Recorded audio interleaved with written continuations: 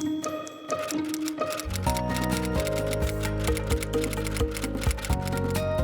everybody. Welcome to a special pandemic edition of the Writer's Block. I'm Matt Robinson, and today I'm pleased and honored to have Sharon Singer Salinger, who's come out with this beautiful book of poetry called Love Letters, poetry of the Aleph Bet, which is the Hebrew alphabet. Welcome, Sharon. Thank you for coming to the show. Thank you, Matt. I'm delighted to be here with you. I was noticing, of course, we've known each other for a while, but I'd never really put together that you are Sharon Singer Salinger of the famous singers. I'll let you tell the story of your heritage and how it may have inspired you to pursue writing. I am the granddaughter and great niece of two very well-known writers named Singer. I.J. Singer, my grandfather, was during his lifetime one of the foremost Yiddish writers, and his younger brother, Isaac Bashevis, is a Nobel laureate in literature. So that consciousness definitely was in my home environment, but my parents are also writers.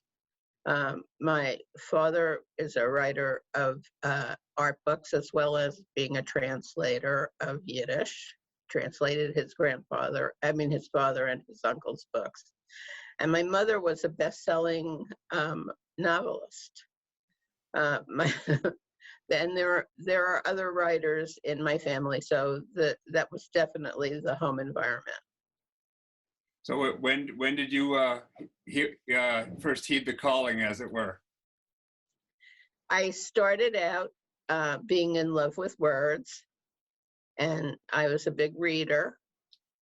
I came across a book of poetry called Poetry for Pleasure that I found on my grandparents' shelves, and it was a big influence on me.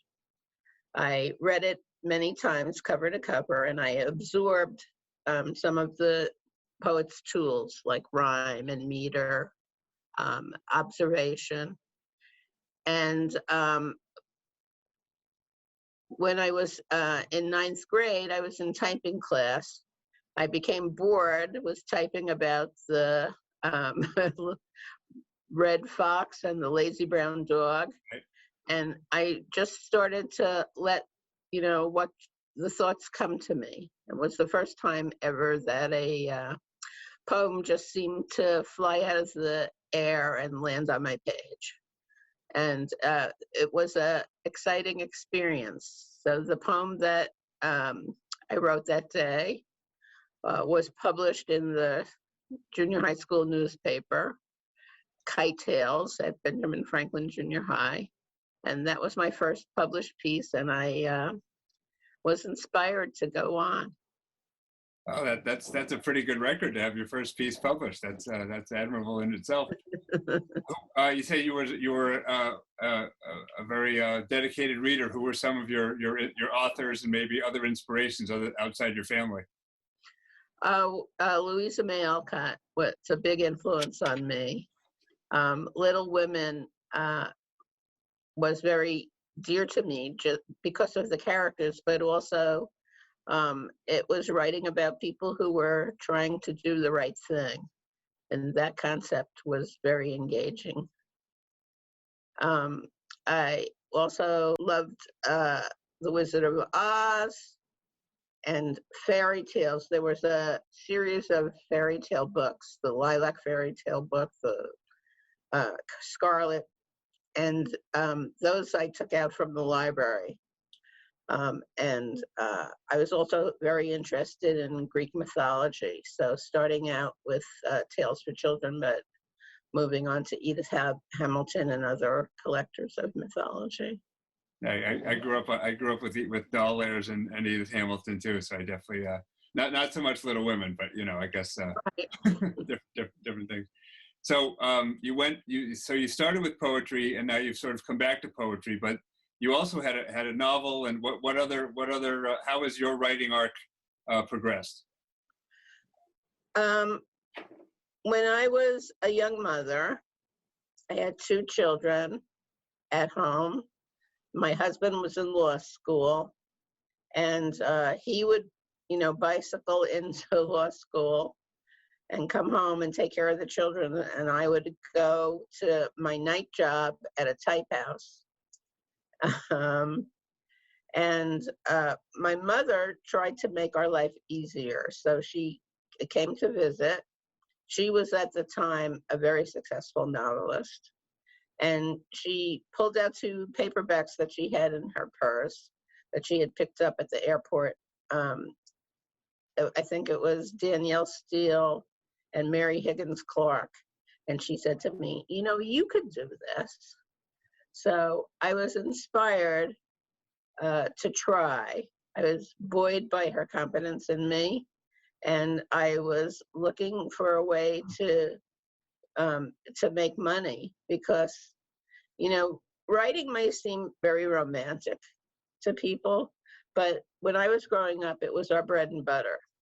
That's how the family made money. So it was very reasonable to think of it as a money-making proposition. So I set out to write something commercial. So I wrote a mystery. It's called a cozy. A cozy mystery is one that takes place in, usually a cute village with quirky characters. And I was fortunate to get an agent through my mom. And so I sold a 2-book deal to Simon & Schuster. And that was my fiction writing phase. Quite an auspicious. I mean, you seem to start off at the top. You start off at Simon & Schuster. That's, especially these days, that's a very very rare gold ring to start a career with. It's true, but there's something to be said for going into the family business. Right. Fair enough. Yeah, no, but obviously, having that family support is I certainly couldn't have been a writer for as long as I have been without, I remember when I was first starting out, I was a music critic, and my dad used to always send me Nat Hentoff's pieces from the Wall Street Journal, and one day I opened the envelope and it was one of my pieces, and that's really how I knew I had made it, that he had cut it out and sent it to me as like his favorite reading of the week. So didn't have the literary background in my family, but yeah, having that support is really important. It is, and I think it influences how one acts as a parent. I have a daughter, for example, who's an actress, and we didn't try to discourage her from taking in perhaps a less conventional path, right, or one more likely to provide security. So, I think my parents helped me. My father, in addition to being a translator, was primarily an artist. These are his paintings behind me. Oh, wow. So a lot of creativity in your household. That's wonderful. And so part of my new book, Love Letters, it combines poems and illustrations. So my father's studio was almost like a religious place. It was filled with color and all these different mediums. And he generously gave me access to them. So he encouraged me in that way too. So you really had quite a creative playground, right at the house. That's really. So yeah, you did all the illustrations for the new book yourself. How did that come together? You just had a vision that you knew you felt comfortable realizing on your own, or do you do illustrations elsewhere otherwise? I mean, I hadn't done any formal artwork in many years. I would draw things to amuse my children primarily, or to make cards for people, but I hadn't engaged in a serious way in a long time. But because the poems, it's important to the theme of the poem, the shape of the letter, The first time I read some of the poems, I just, quickly drew the letter on poster board with a black marker. And it occurred to me that seeing the letter really helped to get the point across. So that's how I conceived the idea of illustrating too. So when I sat down at the drawing table for the first time, I just had no idea how well I was going to be able to execute. But I surprised myself. And I don't think that skill necessarily came from me. I feel like that poem that fell onto my page, the skill came to me when I needed it. Right. I know a lot of musicians, they always get asked which comes first, the lyrics or the melody. So with your poems, were there some where you had the poem in mind and then did the illustration, and others where the illustration kind of fed into the poem, or was it more one way or the other? The poems came first, but they came in different ways. So the most fun and easy way is when one is inspired. But sometimes you just have to say, okay, I'm up to Gimel. I've got to write a poem today, and sat down at my table and tried to summon it. You wrote them in order? Not in the beginning. The first poem that I wrote was Bet, which is the second letter of the alphabet. And from that, I got the idea to write one for every letter. But in the beginning, I just sort of wrote what occurred to me. And then when I really had a strong goal of making a book, I did have a list of the ones that I had done and the ones I still needed to do. And so eventually I started just progressing in order. So in that way, it reminded me of Ben Shah's Alphabet of Creation, with the, kind of analyzing each letter. There's a philosophy that the letters of the Hebrew alphabet each have a numerical value and a special soul to themselves. Did those philosophies play in? Very strongly. The letters are considered to have generative energy, creative energy. With that energy, God created the world. So, and each letter has its own special energy. And that there's a lot of scholarship through the ages about the letters and their numeric value, because Aleph, the first letter, is 1, Bet is 2, and so on. Right. So that comes into it. Also, the letters started out as pictographs. So Aleph originally was like a picture of an ox's head. And so I took that into consideration when I was trying to find inspiration for the letters. Okay. So just for the visual, there's the Aleph on the cover. You sort of get the sense of maybe the ear here, and right? Is that sort of where it comes from? The ox's head? The original pictographs don't look exactly like the letters do now. I see. It's more like a circle with horns, but it developed over time, just like your own handwriting develops, right? So when you were doing the illustrations, did you try to have somewhere between the modern design and what you had discovered to be the original design, or did you stick more to the contemporary interpretation? I think my calligraphy is pretty traditional, but the meaning of the original letter, definitely. So for example, the letter Nun is a fish. So the theme of that poetry has to do with fish swimming in the desert. because there are two inverted nuns in a section of the Torah, or the first 5 books, that have to do with the desert. Would you like to read us a poem and maybe show the illustrations to kind of give our viewers a sense of the relationships that you were able to draw? Yes, I would love to do that. Thank you. Please. Okay, so this is Beit.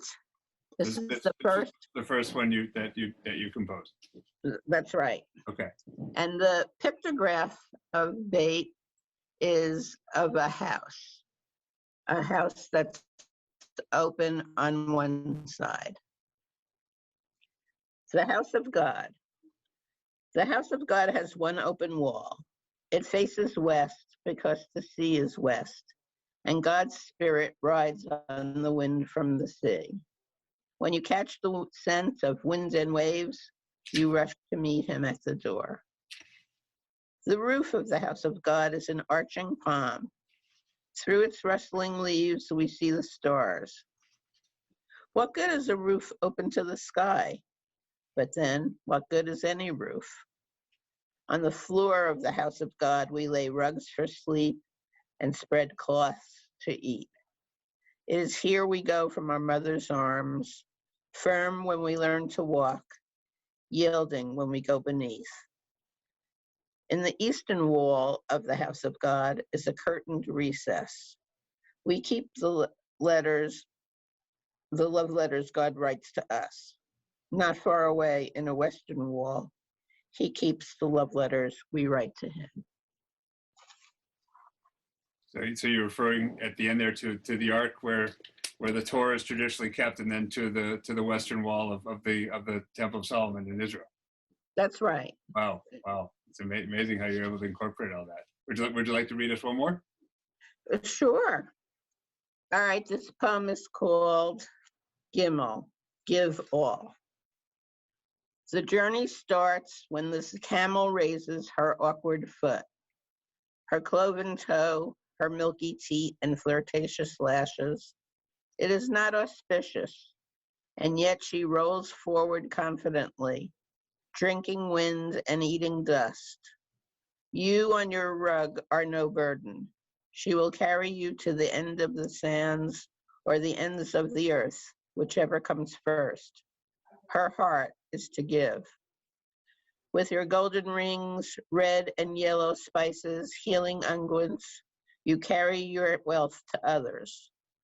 They lie on their backs and feel refreshed, thinking of your approach. When they awake, the hems of their robes pass over the wet grass. They call the dew by your name. The cool breeze, they say, is like your hands. The new flowers are like your feet running after them with bread and wine. On the road home, the camel is not ashamed as she crosses back over her own hoofprints that led into what once was the future. She has given her all. Soon she will sleep in fragrant straw as you sleep now on her swaying back, dreaming of open hands and empty vessels. Beautiful. Great artwork. Just the letters are just kind of so well incorporated into so many of the pieces. So if you see the shape of the letter, you see how the letter seems to have feet. Right. So the traditional interpretation is that the foot represents a rich man running after a poor man to give aid. And of course the letter's name, Gimel, means camel in Hebrew. Right. It's really. I mean, there's so much rich legacy to each of the letters. You really captured so much of it. Thank you. You wrote the poems, you illustrated, but writing is not always such a solitary practice. Did you have your family edit it? Did you have a writer's circle? Who else was on the team, as it were? There were a lot of people on the team, and I'm glad to thank them. My daughter Natasha is a skilled artist herself, and she helped me with preparing the images for publication. My son-in-law, Ross Fujita, is a meticulous person who was working as a quality control manager for pharmaceutical companies. Wow. And he did my quality control. So he read the manuscript and did the proofreading and copy edited and asked intelligent questions and really improved the consistency. In addition, my other daughter, Gabrielle, is the actress in LA, and she helped me with thinking of how to market and promote the book. So thank you, Matt, for this opportunity to get it out there. And in addition, various family members, read things and gave me feedback. My friends encouraged me to keep going. This was not a quick, short process. Right. I was writing these poems for 7 years. Wow. Yeah. When I published my book last year, it was about 5 years, and it was so much more to it that, you go to bookstores and you see the thousands and thousands of books, but there's so much more involved than I thought. It was quite an eye opener. You also worked with talking about how artistic and all the different media that you use. You worked with Lynn Damianos, who's an amazing photographer who also does book design and publishing. She and I have known each other for a number of years, so it was great to see her name come up in your credits. How did you find each other? So Lynn is my publisher, right? Damianos Publishing in Framingham. Mm-hmm. And but actually, I first met a book designer that she works with, named Lisa Thompson. Mm-hmm. And so I met Lisa, at a social occasion, and she told me what she did, and I tucked it away in my mind. And unbelievably, I did not lose her business card. So when I was ready to move forward, I called her. And so the two of them, Lisa and Lynn, are wonderful to work with, smart, encouraging, calm. That's important. It was a very good experience. Do you work on multiple projects simultaneously? Are you taking a break right now? Where are you in your creative endeavors at this particular point? So my granddaughter is turning 7 tomorrow. Oh, and there were a series of characters that we used to talk about together, including Dinner Mouse and Tra-La-La and Jackie Sam. And my husband is encouraging me to do a book about them. So you're gonna have a little conference at the birthday party tomorrow? Maybe a Zoom. I said I don't even know if she still remembers Dinner Mouse. Unfortunately, I'm sure she remembers. My mom had characters that she came up with that we still talk about. She found that she'd actually written them out at one point. She found them in some box in the attic about 5 years ago, and really we still remember. So I'm sure she will. Well, it's great to have the box in the attic, and it's good to pull it out and do something with it too. Right. Yeah. I mean, I have a board right in my office here of just 20 different ideas, and just waiting for now that the girls are back in school 4 days a week. Right. Maybe I'll get back to them. Do you know what you're going to work on next? I don't, right. I mean, I'm still doing a lot of magazine writing, so doing a lot of that. But I did enjoy the publishing process as extended and challenging as it was. It's been really a worthwhile experience. Just from the people I've met, people email me and say, I really enjoyed the book. Let me start conversations, and that even if it's not a million seller, it's just the engagements that I've had have been really rewarding. That's wonderful. Yeah.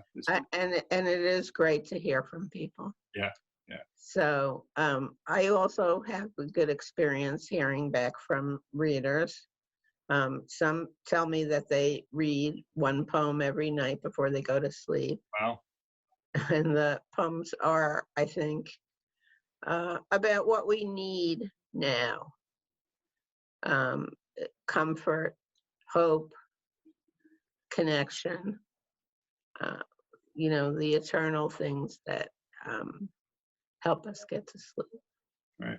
Well, it's the alphabet. They're the building blocks of language, of communication, of community. So they've always.